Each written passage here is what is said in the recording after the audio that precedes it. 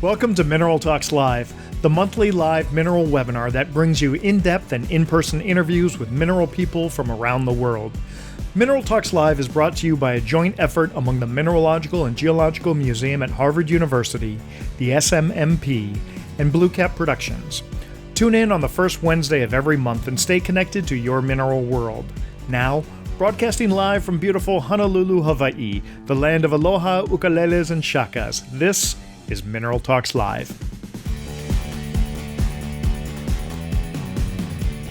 Hello to everyone around the world and welcome to the final episode of Mineral Talks Live for 2023.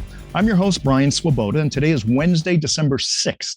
And as you can see, we are excited about the upcoming holiday season. For those of you tuning in for the first time, Mineral Talks Live is a monthly talk show that's filmed live on the first Wednesday of every month. As I said earlier, I'm the host of the show, but this show wouldn't be possible or even fun without my absolutely fantastic partners, Dr. Raquel Alonso Perez and Dr. Eloise Gayu. The three of us represent the 100% volunteer, majority female-owned partnership that makes up Mineral Talks Live. So we're kind of like the Three Musketeers, all for one and one for all. Today marks our 81st episode of the mineral world's favorite talk show, where every month we get together with some of the best curators, collectors, dealers, miners, researchers, artists, and media people in the mineral world.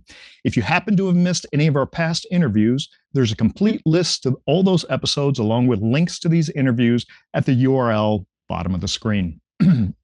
One of the things that makes this program unique is that it's not only a live show, but it's a show where you get to interact with our guests.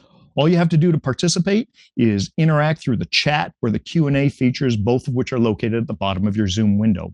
The chat feature allows you to type messages to everyone watching the live show. We encourage you to post your thoughts, comments, or questions about what we're discussing in this chat area while we're talking.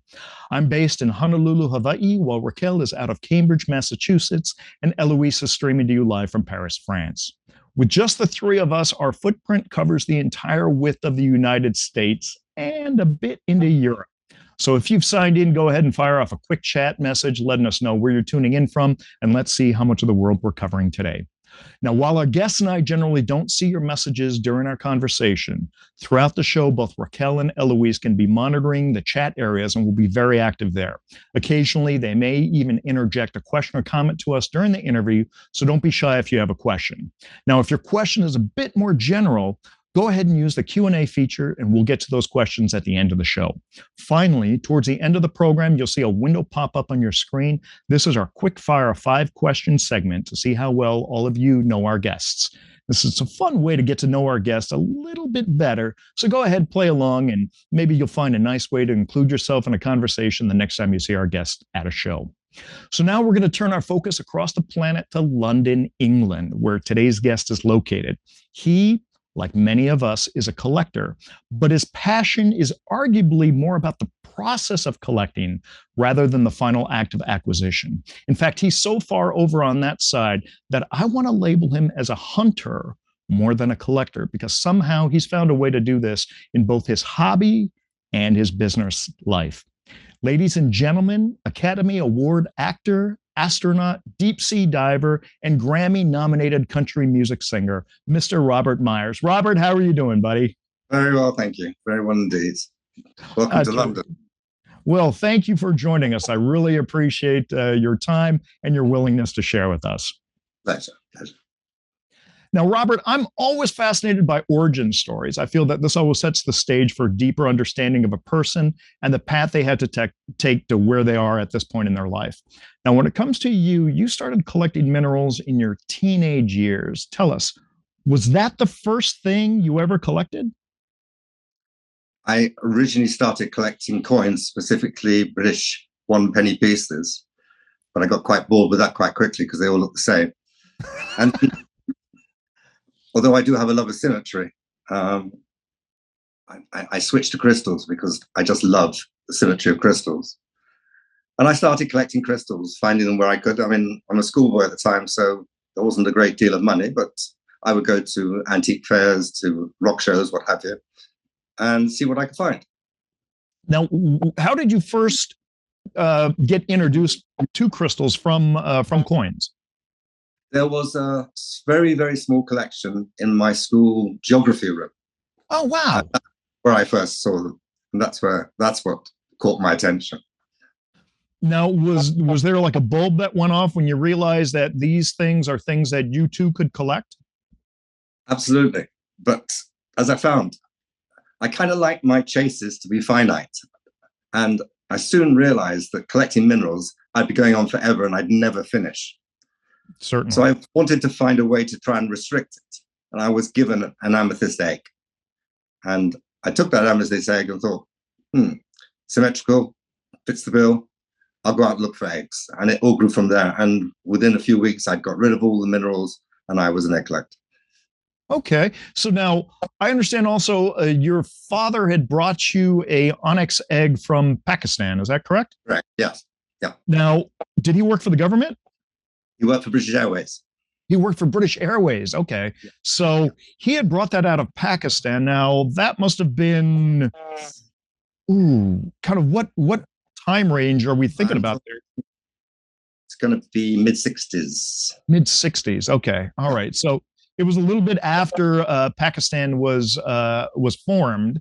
And so there was something about the onyx egg and, as you said, the amethyst egg that really drew you in. It was the symmetry. What else kind of opened your eyes when you had received these as gifts? You're going to hate me for this, but I found the eggs, the minerals, the crystals, really difficult to keep clean. I didn't have a cabinet, and the eggs were dead easy. So, being the anal person that I am, I switched to eggs. So there was a practical as well as an aesthetic aspect to the collecting. But if you go back to the chase thing, it was far more difficult at that time to find eggs than it was to find crystals. So hence the limitation and the search. Now, was there a size that you set yourself towards collecting versus just any size egg? Yeah, very much so. 58 to 60 millimeters from top to bottom. Okay. If the piece of raw material that I was using just didn't make that size, and if I really wanted an egg in that material, I would settle for a smaller egg. But generally, I wanted 58 to 60 millimeters. I wanted them all to look more or less the same in shape. Now, were you focused on locale or mineral species, or was it just anything that you had that you could find that you didn't previously own? It was very much the latter. I have never been a studied mineral collector. That's not what has attracted me. I'm attracted me by what I'm looking for, what I find, and when it's cut, what it looks like. I have never, ever concentrated on where the mineral came from and all that sort of thing. Sometimes even not his name. Okay. All right. So it was just as long as it was different than anything else that you possessed. Yeah. But I did have a guide. You had a what? I'm sorry. A guide, a mineralogist friend who helped me a considerable amount. And I would take anything that I thought was rare straight to him. We would do shows together and he would help me find things to begin with. Okay. Now, like many mineral collectors, they will collect many of the same species. You avoided that, but you also were open to trading up, to letting pieces out of your collection for, was it better eggs or bigger eggs, or what were the qualifications that would allow you to release eggs from your collection? Like with my ceramics collection, I started collecting everything and then soon realized I was going to run out of space. So I went specific. I was looking for things that were very colorful or very transparent, and I quickly switched to inclusions. I love included crystals. So I should say half my collection is inclusions. Okay. All right. So then at some point, you ran out of eggs that you could find on the market. So you started sourcing material, and then you eventually started looking for somebody who could take that material and turn it into an egg. Talk to us about that period and that process. What started that, and where did that take you? Christopher was already dealing in Ida Oberstein, and he was the one that persuaded me to go. And initially, I just walked up and down the street and I met Constantine Bill. And for probably 5 years, they made my eggs for me. And then finally, I was introduced to Dieter Jerusalem, who had developed a tool so that all the eggs came in a specific shape. And I switched my production to him. Okay.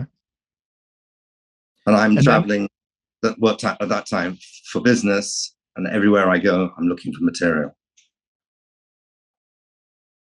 And then at some point, you, through your trips in Idar, you had met the Dreer family too.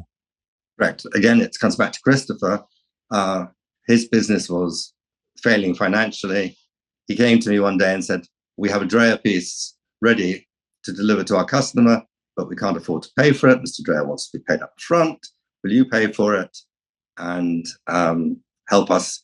And he gave me a small commission on that. But more importantly, when the business went bankrupt very shortly afterwards, he said, get over to Ida Oberstein, introduce yourself to Mr. Dreer because he doesn't have many customers and we're now off the list. You can take our place. And that's what I did. Fantastic. Okay. We're going to get more into the whole Dreer part of it.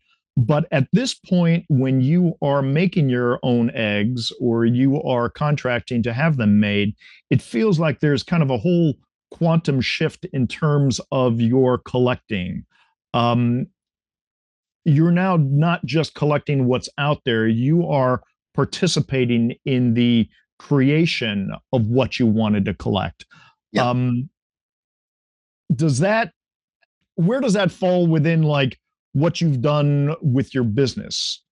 Well, let's go back to the shape of the eggs. I wanted Jerusalem-shaped eggs. At the time, anybody producing the eggs in the third world was making them in just about any shape, and I didn't like them. I wasn't savvy enough to know where to go for the material. I wasn't going to the main fairs. So I just went looking for material to give to Jerusalem so I could get an egg back in the shape that I wanted. Okay, so you've kind of taken ownership of this process now, and since you can't find what you're looking for, you're starting to kind of really create what you're looking for.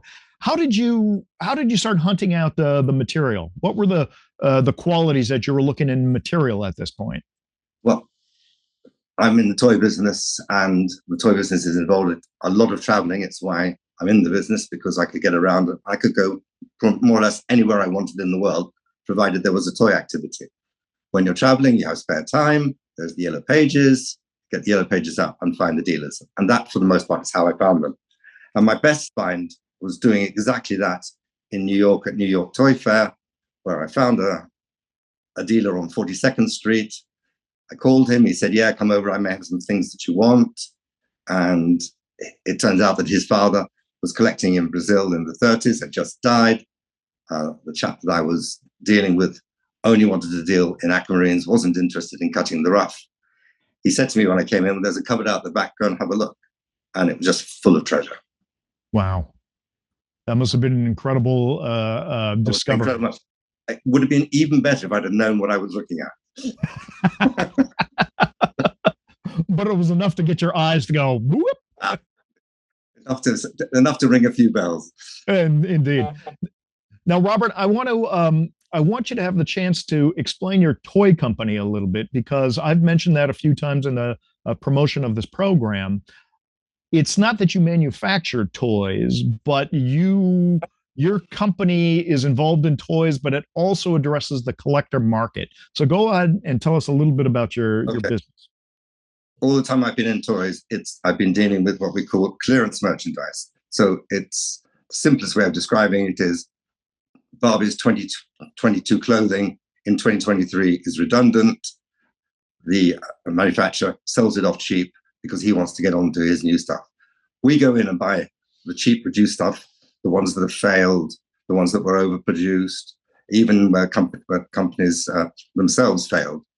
We'll buy that stock and then sell it primarily to discount retailers. And we've grown up with discount retailers that have become huge.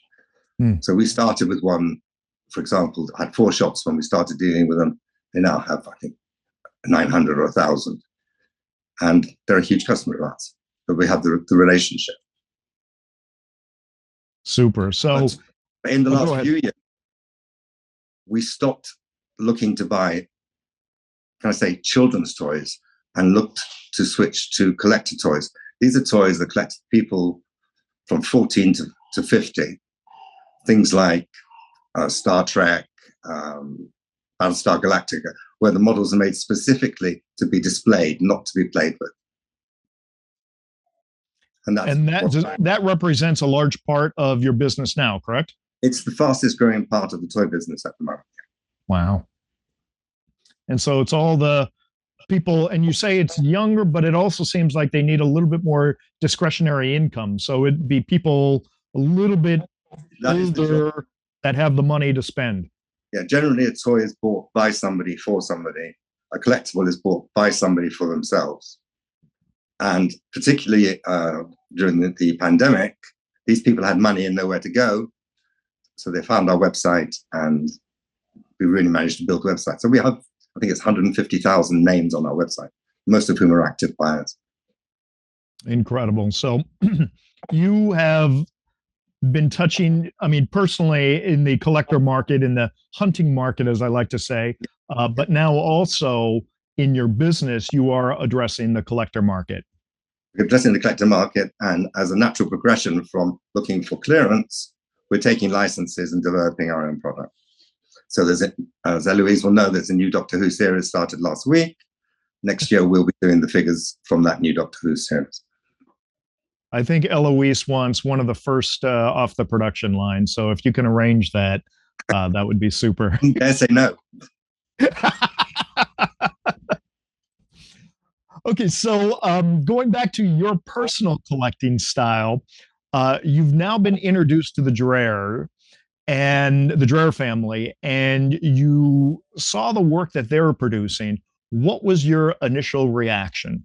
Right. I was still in the mode, as I was with the eggs, to find pieces and take it to them to carve. So some of the pieces, for example, in the New York cupboard, I took to Gerd to carve. I found a huge piece of golden quartz. I have the egg here in California, and Gerd carved a hippo out of it. But at the time, he was a little bit more expensive than I could afford to keep every piece. I was getting probably 3 to 4 pieces a year. So I would carry on selling to my customer who was buying the egg. I would carry on selling some of the Dreer carvings. And sometimes a piece that was in my collection came out of my collection because something else came along that I liked better. I've always traded up, but it's always stuck to things that I really like. And if I have something that I really, really like, I don't get rid of it. Yeah, yeah.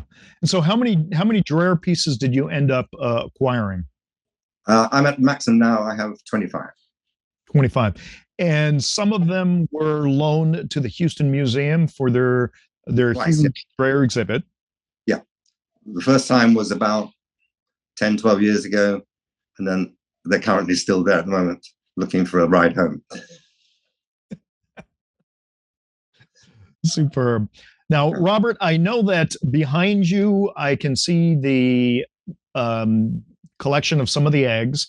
Why don't we take I think it's your iPad, and let's go take a look at some of your collections, and we'll talk about the pieces as we're taking a look at them.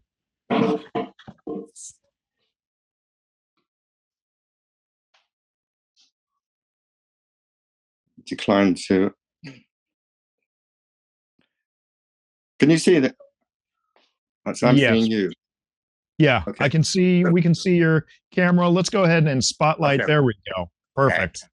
All right. So this cabinet is all quartz, amethyst, quartz, and inclusions in quartz.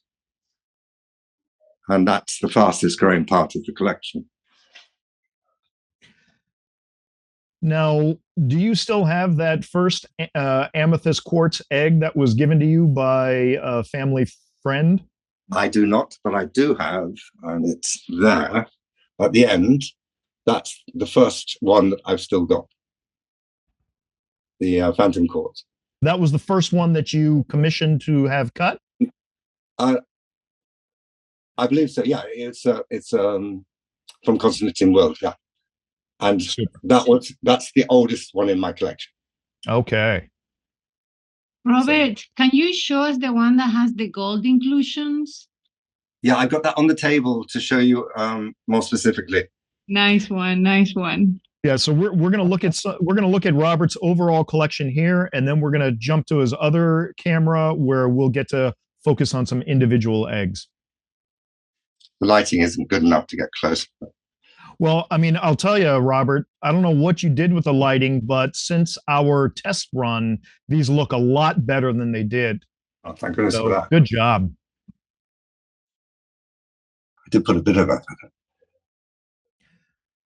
There's the And golden. although you don't collect specifically for locales, I believe you have that information on many of the labels there, correct? That would be a slight misstatement on some of the labels. On some of them, okay.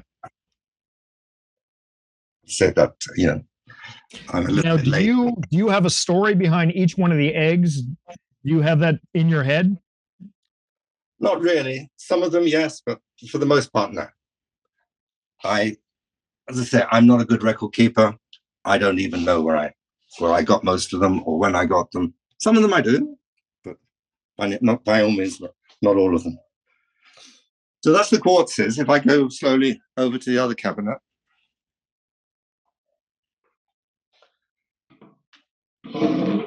Here we have the fluorites. Forgive the mirrors at the back. And many of these do fluoresce. We tried doing a lighting test, but it didn't show up on the cameras. But trust me, many of these do fluoresce. I've been there personally to Robert's house, and I've seen these. That's a Robert, one of our guests, Robert, sorry? would you mind slowing down? I think Yeah. like one of our guests, like me, we might get dizzy when you go too quickly with the camera. Robert, I told you Raquel would say that. You did. I did it because I wanted her to say it. Bet has been won. Dinner is on me. Yeah. You've got it. Oh, those are great. I love the inclusions. Now, Robert, when you are sourcing the material, are you giving the carvers? Those ones? That's Blue John from Blue one John. hill in Derbyshire. Yeah, it only found in one hill in Derbyshire, in the centre part of England. So, Robert, are you giving the carvers specific instructions in terms of orientation of some of the color zones or inclusions on the eggs? Absolutely, where relevant, but for the most part, they know more than me. Okay. So they know what they're looking for. So those are all sphalerites. And I have a beautiful rhodochrosite here. Oh, look at that. I love that. That's a Japanese rhodochrosite. Which one? The one on the right? The one Or the on the middle right. one? Yeah, Okay. the middle one is from one of those South African crystals, the I call them pointy crystals, octagonal crystals. One of the And then- Hunters. Yeah. So ruby and zoisite.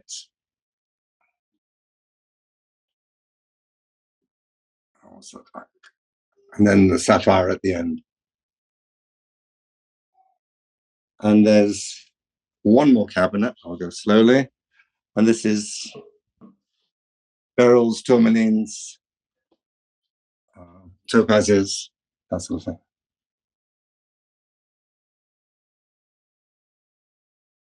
Love that. I love the tourmalines. Yeah. I mean, tourmalines have so many different colors. You could do just a whole cabinet of tourmalines and never get bored. And that one in the center there, that's chrysoberyl. Mm. We have aquamarine. And then morganite, emerald. This one is interesting because there were two crystals like this. This is tourmaline and beryl. And the uncut crystal, the other one, the better one, went to the Natural History Museum and is still in the systematic collection. Natural History Museum of London. In London, yeah. Yep. And then copper minerals. I've got one more to show you. Turquoise, lapis, chrysocolla, topazes. This is a nice one. Spodumene. Oh yeah, I love that spodumene. We were looking at that the other day. Yeah. Super. Yeah. Here, well, I couldn't get a big one, so we settled for a smaller one. So cinnabar, then opal, then boulder opal, then black opal. That's where the material wasn't available to me. And I wish that we could show the audience a little bit better the opals there, because I know that they have incredible color. That's the black opal, right? Yeah, I'll take those two over and I will put them on the other thing and see if I can. So I'm going to switch back to the other camera. Yeah, Raquel, let's go ahead and spotlight his iPhone, which is the vertical camera. And then we will be able to see some of these pieces in a little bit more glory. There we go. So that's my favorite blue, John. Okay, and Robert, I have to say that you are perhaps the only one who can get away with a base that's partially made of Lego just because of your business. So please continue. That's absolutely right. But the question is, was it my business or my grandchildren that made it possible? Doesn't matter. It was a passion. Right. I don't know what you can see there. Probably not going to sit for me. Can you see this?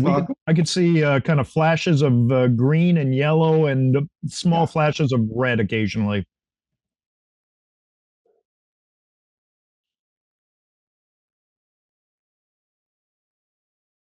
That's part there.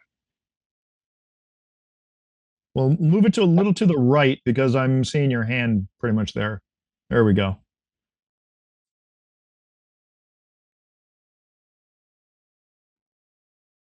That's a smaller. So how do you go about when you get smaller sizes, Robert? Does it bother you that you get different sizes? Absolutely. So if, for example, I came across a piece of like that was big enough to me, that would go immediately. But in all the years I've been collecting, I haven't found a better piece to cut. So this is the black oak. Can you see the blue? Yeah. I love that indigo blue inside. It's superb. Yeah. Okay. So that's those ones. And then I thought I'd show you some of the other ones. So we'll start off with inclusions in quartz, favorite one. This I found the rough material in Portugal. Oh, so that's a double pyrite, it looks like. No, it's apatite. It's apatite inside. Yeah.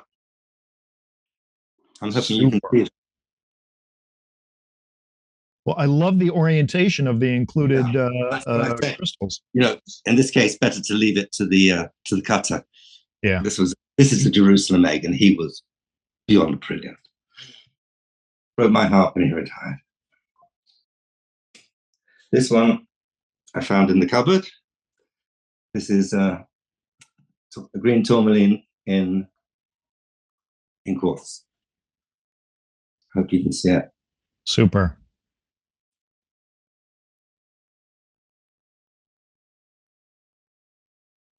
Then the one Raquel asked about, the golden quartz. So this came from a visit to Wayne Life in California. Okay, yeah. And the piece cut a hippo and 4 eggs. I kept one. That is superb. Then we have pyrite in quartz. Again, beautifully positioned. Could you rotate that a little bit so that we could see the crystals there? Yeah.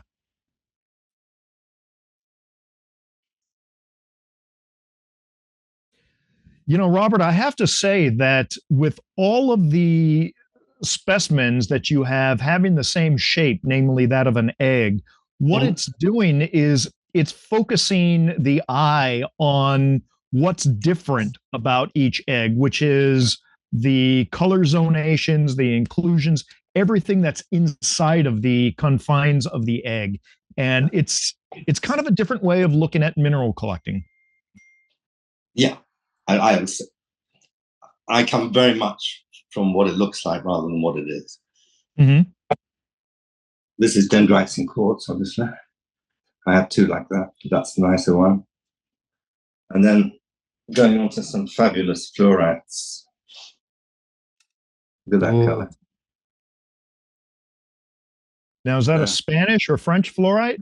Spanish. My wife and I went on holiday in Asturias. And there you go. Okay. And, Raquel wants that one. Sorry, Raquel. Then I have a couple of yellow ones, but this one is lovely. That's quite old. That's super. You know, there are just a few minerals that can have that bright yellow color, and there you go. Away with it, absolutely. Then this one is chloromelanite. Oh, I love that. Look at the texture of that.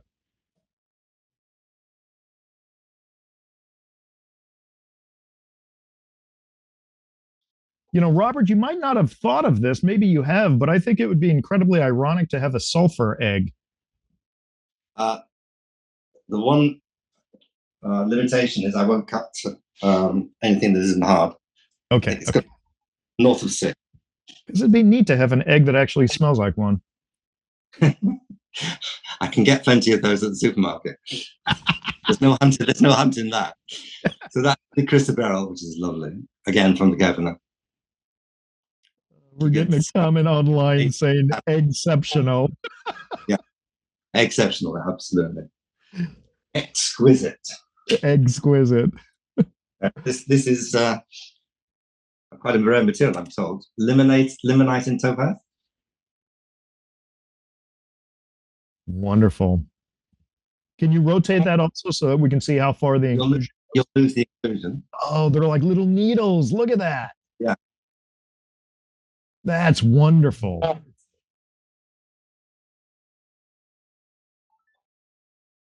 And then we go on to another one from the cabinet, which is another tourmaline. Again, pretty fabulous color. Look at that. I like how you have the overall pink, but then you have the much darker rubellite streaks through it. Yeah.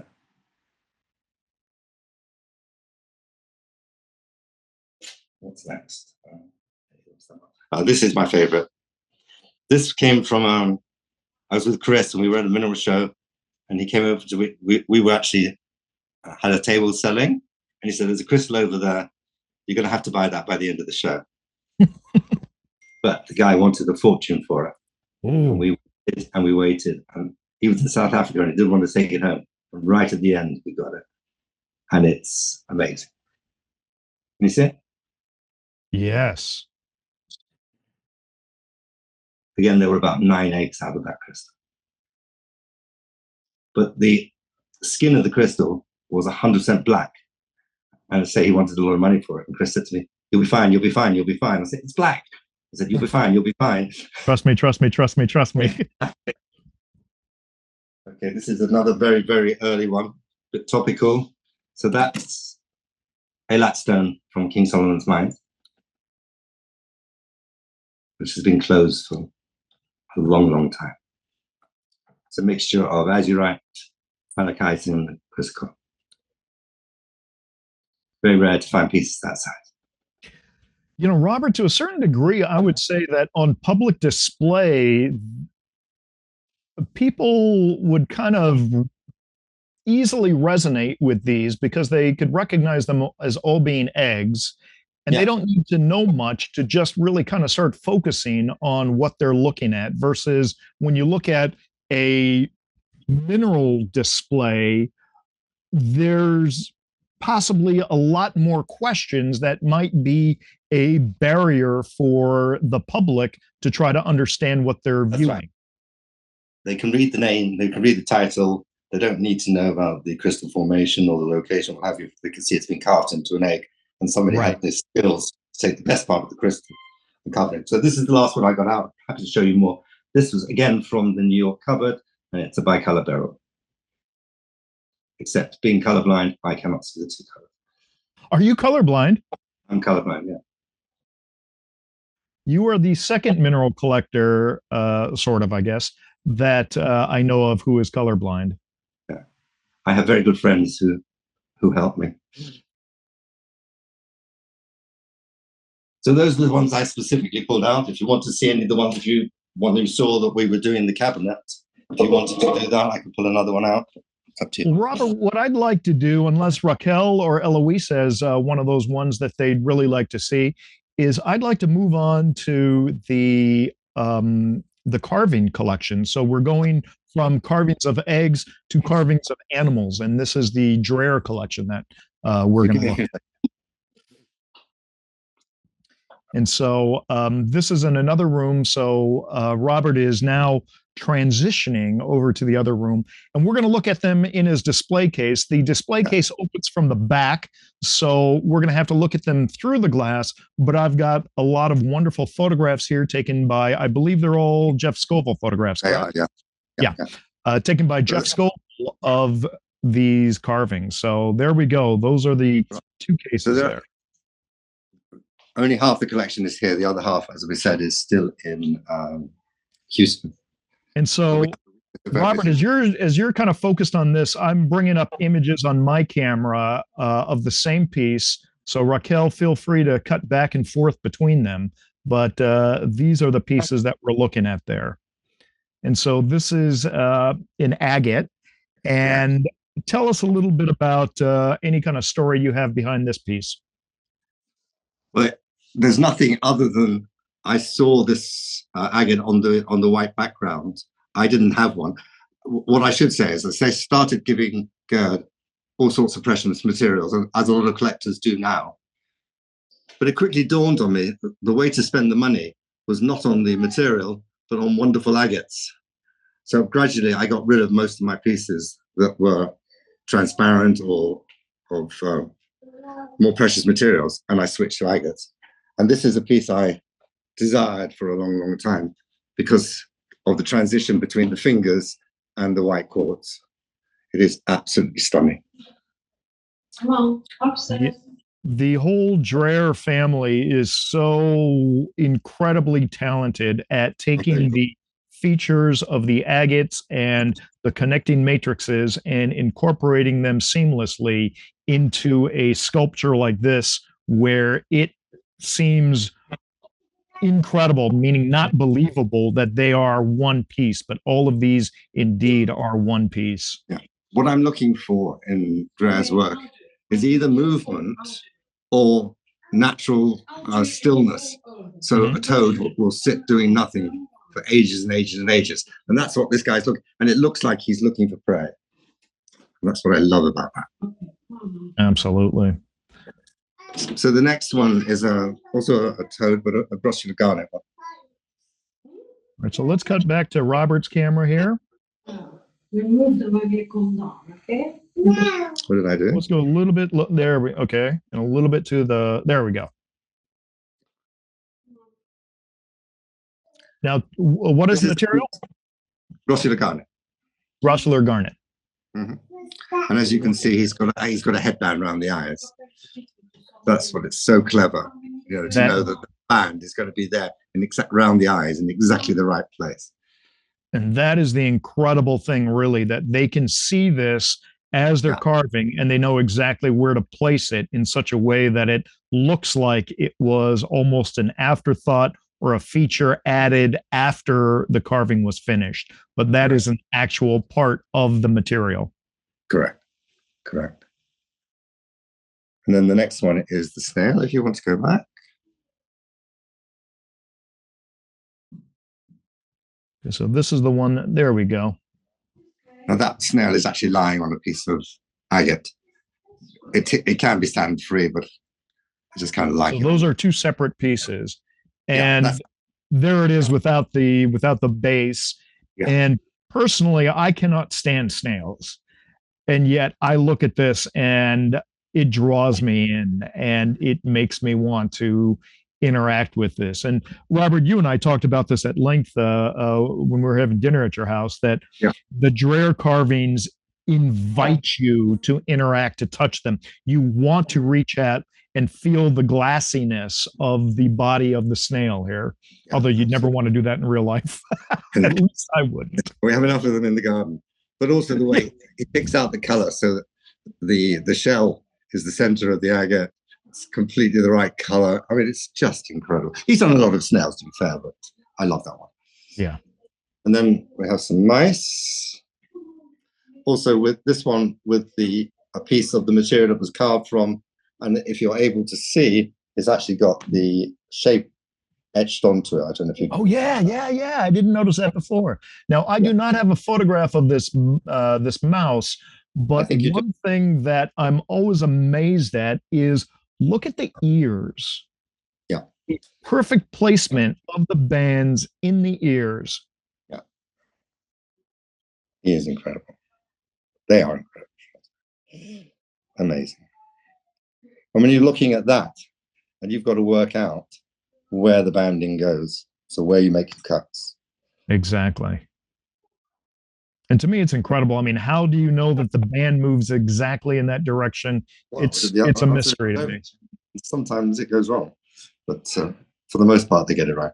So that was a very, that was our second one. It's there for nostalgia reasons more than anything. And then another mouse, again, standing free of the mushroom. I don't know if you can see it. You've got a picture of that one. Do I have a picture of this? You've got a picture of all of them. No. You have a picture of all of them.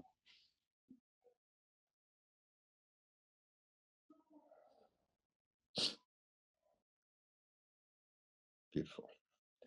Okay, so I do have some, I started buying a few included spheres, and that's Ganesh, carved from sandalwood carving that we got in India, copied, but that's not one piece. Okay, my favorite. Oh, the otters. Only two of these exist. The polish on it, done by Patrick, is such that you can see they look like they're in water. They're incredible. And look at the thinness of the feet here, the webbed feet, and the way that the light comes through and just illuminates that. Incredible. I mean, when you consider that you do the honestly, to be carving that part. You do the feet last, so you've invested all that money, and then you're going to go and do the feet. I mean, it's incredible. It is. A couple of hippos. Yeah. One is a citrine, I think is Raquel is familiar with, and one in obsidian. And then we have and this was one of the signature moves that Patrick developed, which was a all-over polish of the body. Prior to Patrick developing this technique, it was never done, and he actually had to fight against his father, who really disliked the idea. But I think Patrick eventually wore him down, and the results. We've had a lot repolished in order to achieve that. It's well worth it. And then the last one that's here is the tarsia. We should have a picture of it.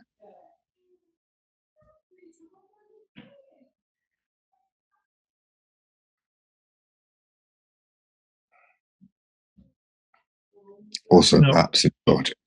Yeah.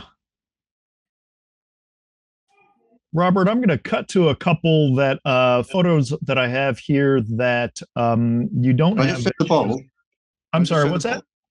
There's one more carving and a bowl. Oh, yeah. Let's go back to the bowl. Okay, yeah. Now that is one agate bowl. And this was done by Gerd, correct? No, it was done by Mr. Hartman in one of the villages outside Eden. Ah, okay. He apparently was a very, very important bowl carver, but unfortunately he died about 4 years ago. And then you have the baby elephant, but interestingly with a template, and you can see what can happen when you're carving. So the one on the right, they got to do the front right-hand leg, and a hole opened up. And at that point, you can go no further. That's finished. But I like to show them because a lot of people don't realize the processing, getting from a lump of stone to a carving. Well, I'm always fascinated when I see the rough and the finished piece. I'm going to pull up a photograph here that actually shows that same. It's the chimpanzee, and it's the rough and the finished piece. It's the work in progress, and it always amazes me to see the two of these side by side. And then if you want to just focus on the finished chimpanzee there, absolutely incredible work. And the translucency on the ears and the fingers, amazing. Yeah, and there's also a template to go with that one. So yeah, also, that one's in Houston. And then I want to show maybe 3 other pieces. One, yeah. I just love this, the warthog. I mean, capturing movement. We had talked earlier about the toad and no movement needed because it's what a toad does. He sits there for hours. But here's a warthog who is actively running with that incredibly fine tail sticking right up in the air. And it is silver. All of that captured is just, amazing. Yeah. Show the cheetah as well. Yeah, that was going to be my next one. My second favorite. Superb. And then I'm going to show this one because before the show started, we were kind of joking about this being Raquel, Elfis, and myself, with, of course, myself facing the wrong direction. And you said that you had a story about this. Yeah, this one went through a number of hands before I got it. And I was always very, very jealous. But eventually, the last owner was moving on his collection. And unbelievably, he let me have it for a very, very decent price. So I went to Gerd and asked him, well, how did you do that? How does this happen? And he explained to me that the agate banding met in a corner just behind the one with its back to us. So there were bands coming off to the left and a band to the right, both the same color because they're one consistent band. Of course, he couldn't get the third one in there. There wasn't enough material to work with. But that's how that's come about. And if you see it close up, with the exception of the front of the one facing away, all the fingers, all the faces, all the feet are exactly the right color. Superb. And to get a shot of the one looking away, this certainly reflects me saying, oh my God, what did I do? I think it's the 2 girls saying, do we really have to talk to him? So I'm gonna kind of show the audience. If you happen to miss the interview we did with Patrick Dreer, that was back in July of 2020. It was episode 7. There's the URL at the bottom of the screen.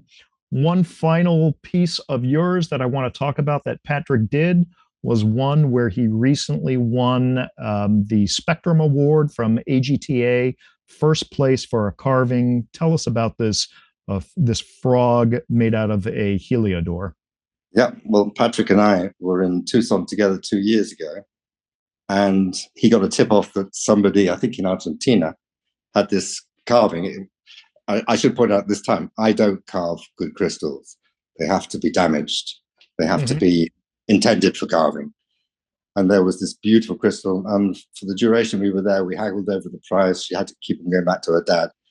Anyway, we managed to acquire it. It went back. And then for the next 18 months, we haggled over what was going to be made out of it.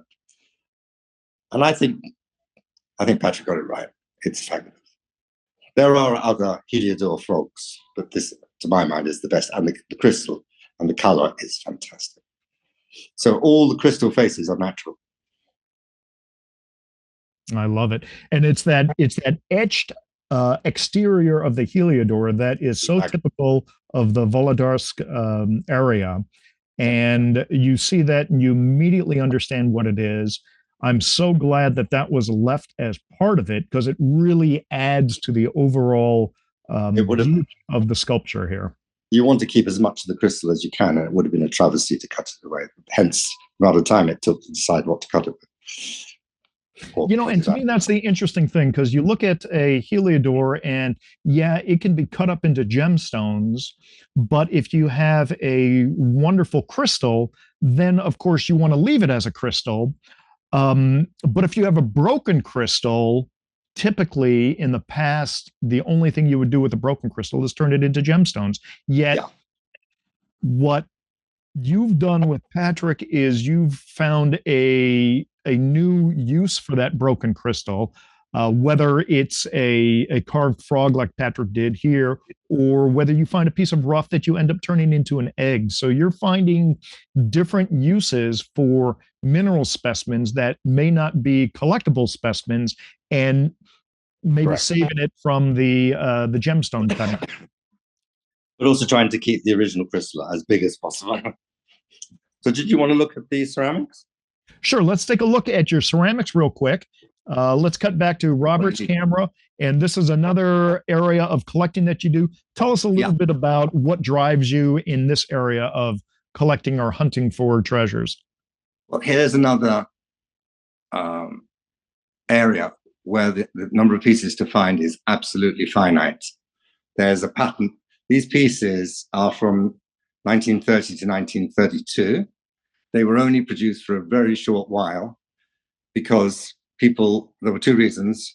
The very wide rim, the tea got cold quickly. And the second reason was trying to hold on to that solid handle. It would tend to slip in your hand and pour tea into your lap.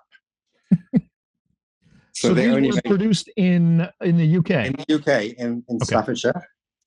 And it's the factory is called Shelley. And I only collect two shapes, which is the wider one is the Vogue, and the one at the top is the Mode. But when I got into so you say it's Shelley. How's that spelled? S-H-E-L-L-Y? S-H-E-L-L-E-Y. E-Y. Okay.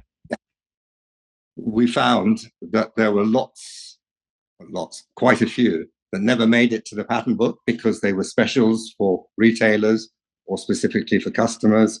So, for example, the black and gold there in the pattern book is only a coffee, but I managed to find it as a tea. So that would be very, very rare. Interesting. And how did you, Robert, maybe you could tell us how you first got tuned into this as Raquel launches the poll. I've been so focused on looking at your collection that I've totally forgot to ask Raquel to launch the poll. So if you see a window pop up, go ahead and just close the window. Don't end the interview. But tell us a little bit about how you were first turned on to this. I've always liked China porcelain, and I was out and about in the south of England, and I stopped at an antique shop, as I was prone to do, and I saw a Shelley set. They were typically 21-piece sets, and we were sort of newlywed, and we didn't have a China set, and it was beautiful, and it was really, really cheap. So I bought that one, and then started going out looking for more and more Shelley. But this was not a Vogue and a Mode; it was another pattern. And eventually, half our dining room had cardboard boxes with collections in it, and I got the normal ultimatum: it's either the boxes or it's me. You wisely chose Lizette. Exactly. So I did what I often do. I got rid of everything and started again. But I'm near the end now. It's really, really difficult to find anything more now. Now, do these have different values based on colors or what's painted on them, or how's it evaluated? The value is more on the number of pieces that were produced. So the earlier ones, such as, for example, those blue ones, loads were produced. So they're readily found and they're not expensive. But if you go to something like that, which came at the end, those two, they're really hard to find, and therefore they're a lot more expensive. And does this collectible market exist outside the UK?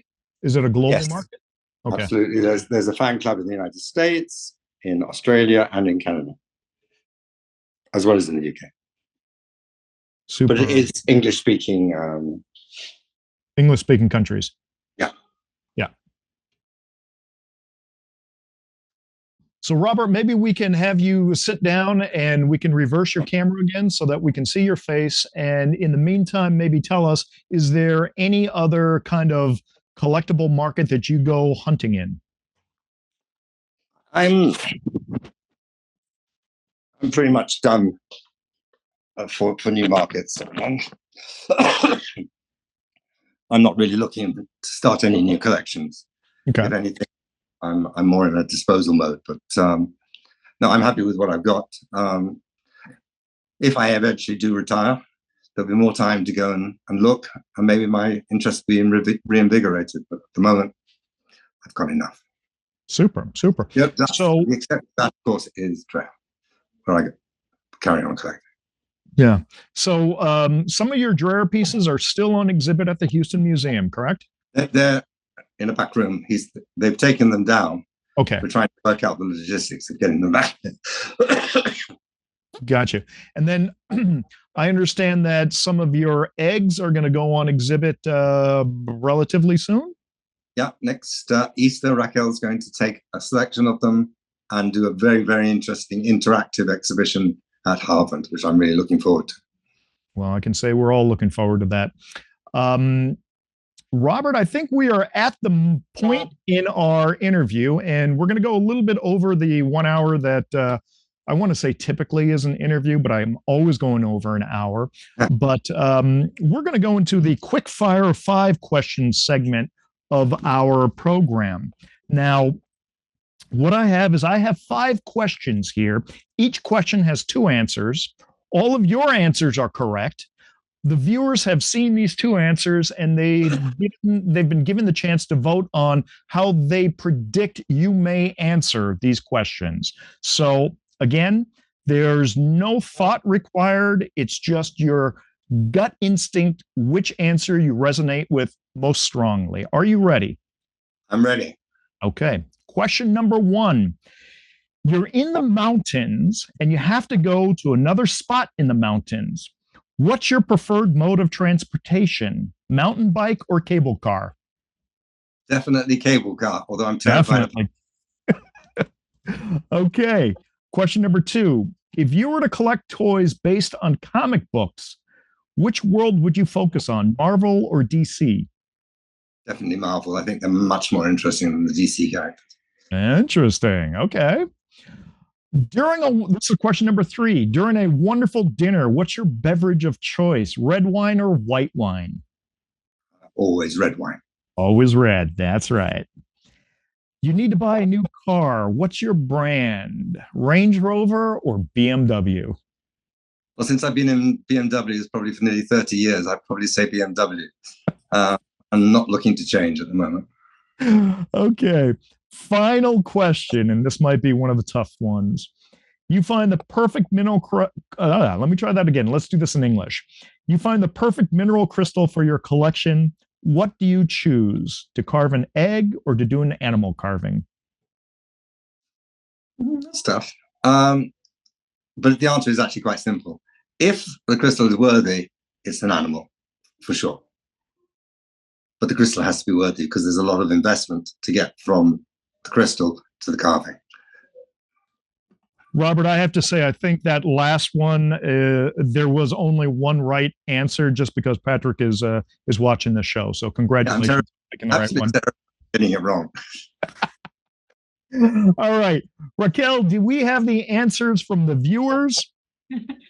Yes, we do.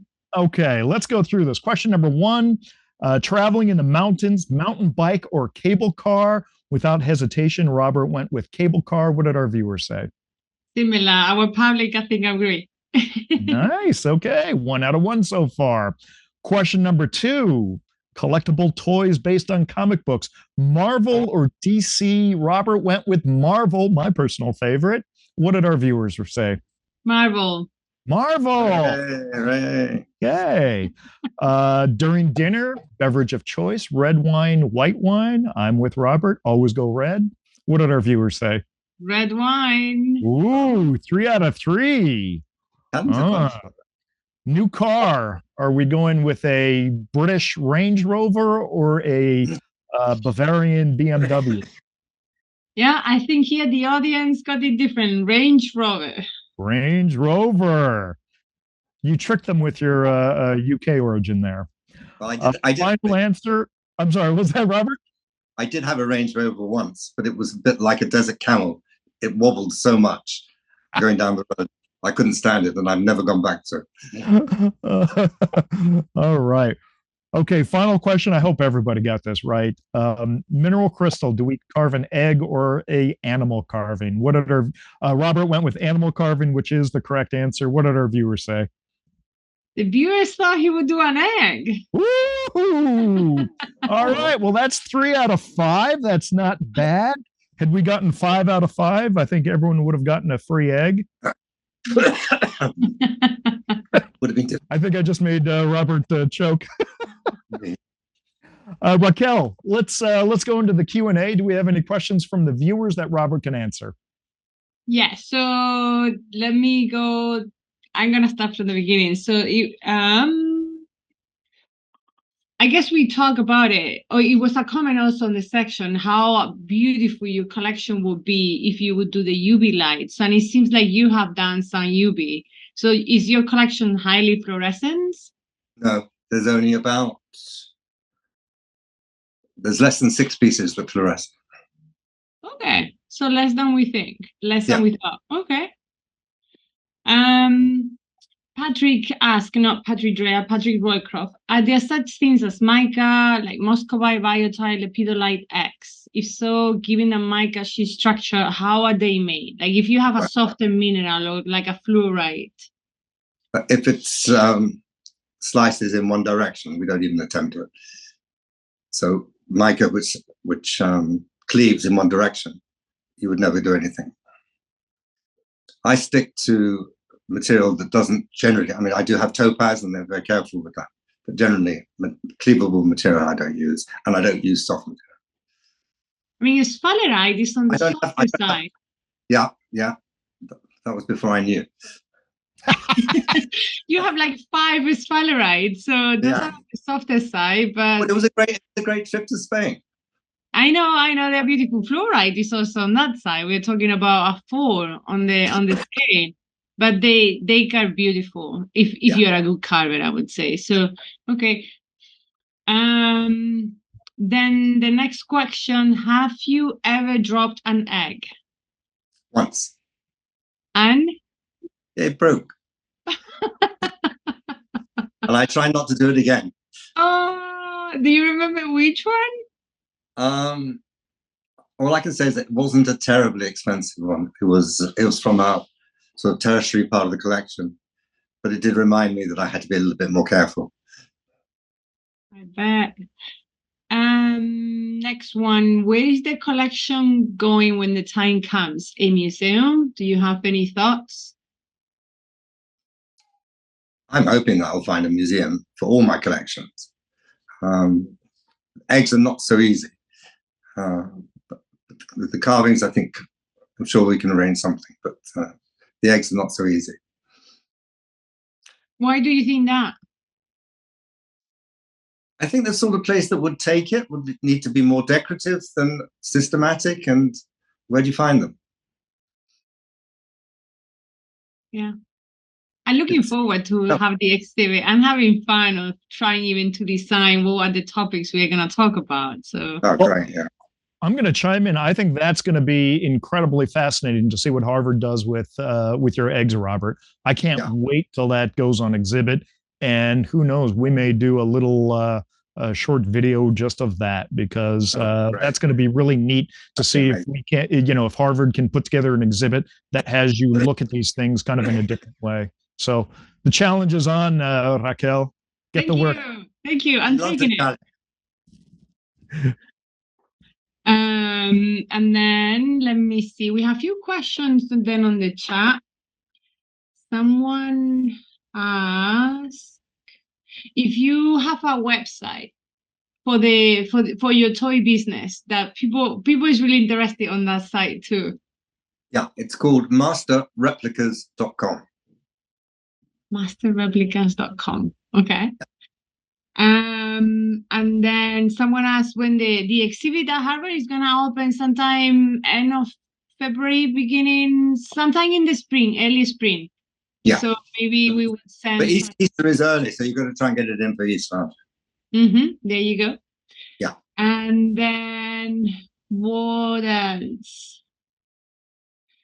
Brian, I think that's from the Q&A sessions. I saw some questions along the chat, but I think we answered most of them. So unless you have anything pending, I think we're good. Well, super. All right. So, Robert, with that, I want to thank you for spending your evening with us here on Mineral Talks Live. Really appreciate you coming on the show.